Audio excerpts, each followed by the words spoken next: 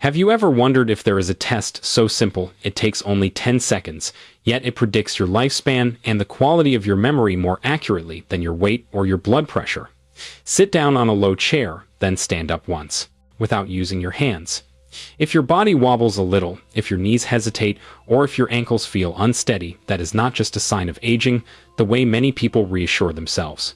It is a direct reminder that the strength reserves in your legs are running low, that the stream of oxygen-rich blood flowing to your brain is less than before, and that your independence, the ability to live on your own terms, to stand up, to walk, to take care of yourself, is quietly slipping out of reach. Today, I will help you reverse that process with 5 very simple moves you can do at home in 5 minutes, so you can stand steady, walk with confidence, and pull blood flow back to nourish your memory like a cool spring. I'm Dr.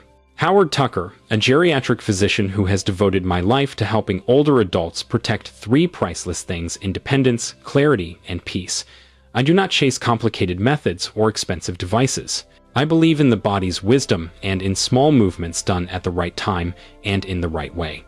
Clinical experience has shown me that if you restore the strength and flexibility of your legs, the second heart circulation to the brain becomes smoother, your sleep becomes deeper, and the sense of control in your everyday movements returns, like an old friend. In the next few minutes, you will learn how to activate the second heart in your calves, to push blood against gravity from your feet back to your heart and then onto your brain more effectively. You will feel the change in 2 very real ways. Standing up will feel less heavy, and each step will feel less cautious. At the end of this video, I will give you a 7-day challenge with 2 simple self-tests to track your progress, so each day you can see a small gain that adds up to a major change. Do not skip that part, because the act of tracking will carry you forward when motivation dips. Picture the heart as the body's main pump. Every time blood flows down into your legs, it must fight gravity to return to the heart. You cannot give that entire job to the heart alone. You need the assistance of your calf muscles, a group that works like an auxiliary pump I call the second heart. Every time you contract your calf muscles on purpose, especially with a little resistance, the muscle fibers press on the veins and drive blood upward. At the same time, your body increases the production of nitric oxide, a powerful vessel-relaxing signal molecule that you create yourself.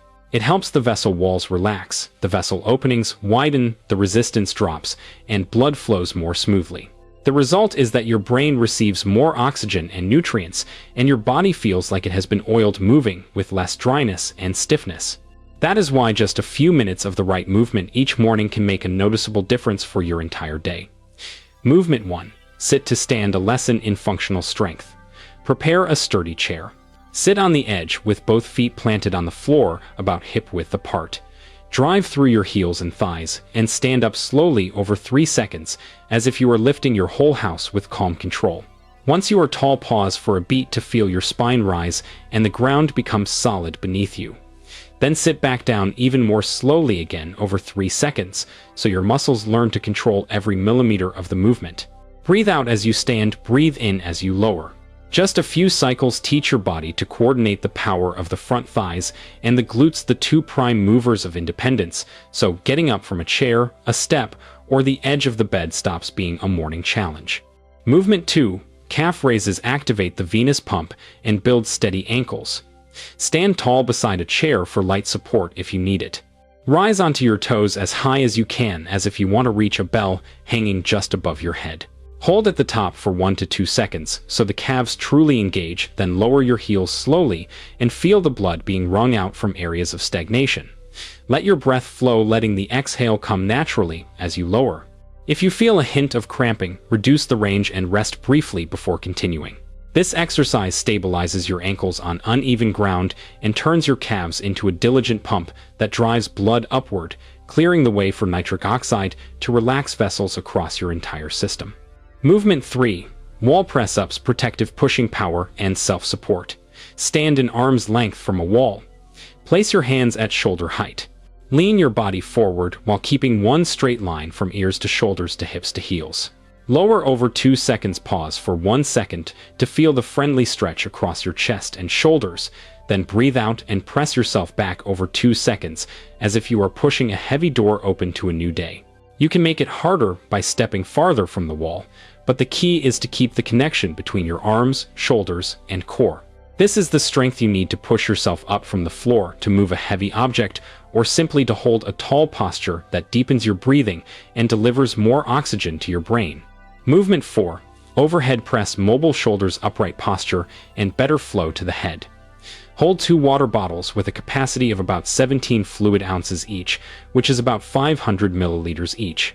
Raise your hands to shoulder height and press straight overhead as you breathe out, then lower slowly as you breathe in. Each press reminds you that your shoulders are mobile enough to reach the top cabinet, hang a coat, or catch a falling item. Do not push through pain. Keep your neck relaxed and your gaze soft and forward.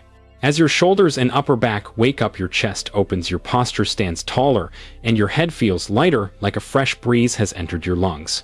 You are not just training muscles. You are improving the pathway for blood and oxygen to move smoothly into the neck and head. Movement 5. Step back. Lunge, a smooth conversation between your legs and your brain.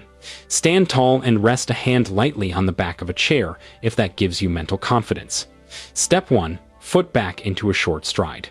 Let both knees bend just a little. With no need to go deep, then drive through the front leg to return to standing. Switch legs and keep your breathing, even breathing out as you push back. Keep your eyes forward so your balance system has a steady anchor. This exercise is like a slow, steady piece of music in which the brain and both legs speak to each other beat by beat. The more you practice, the more harmonious that conversation becomes, and you will feel more secure on stairs and more confident turning on a bumpy tile floor. After the movement sequence, sit firmly on the chair and take 4 rounds of breathing in a 4-2-6 rhythm. Breathe in for 4 seconds, hold for 2 seconds, then breathe out slowly for 6 seconds. Each breath is like a steady hand on your shoulder that reminds you calmness is medicine. As muscles relax and your nervous system shifts from stress to recovery, cortisol eases down, your heart rate settles, and the next night of sleep is often deeper as a fair reward for your morning effort. Start today. Time. How long it takes you to complete 10 continuous sit-to-stands, and write that number on a piece of paper where you can see it. Then test how many calf raises you can do in 30 seconds if each one includes at least a 1-second hold at the top. Write down that second result. In 7 days, repeat both tests. If you shave off 1 or 2 seconds on the first test, or add a few more calf raises on the second, you have numerical proof that your second heart is working more effectively and that your self-reliance is returning. You have just activated your second heart and opened a smoother flow to your brain in only a few minutes. In the next video, I will show you 3 simple breathing tips before bedtime to calm your heart rate and let your brain rest more deeply, so you can repeat these 5 moves the next morning with even more ease. Subscribe so you do not miss it, because consistency is the bridge that carries you from desire to real results. If you already feel steadier after one practice, share this video with someone over 60. That might be the most valuable gift today. Leave a comment with the number of the movement that made you feel the most in control, and include your day 1 time for the 10 sit-to-stands so we can track progress together.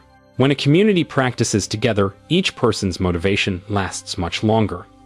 This content is educational and does not replace medical advice. If you have chest pain, dizziness, a drop in blood pressure, or increasing joint pain, stop and speak with your treating physician before continuing.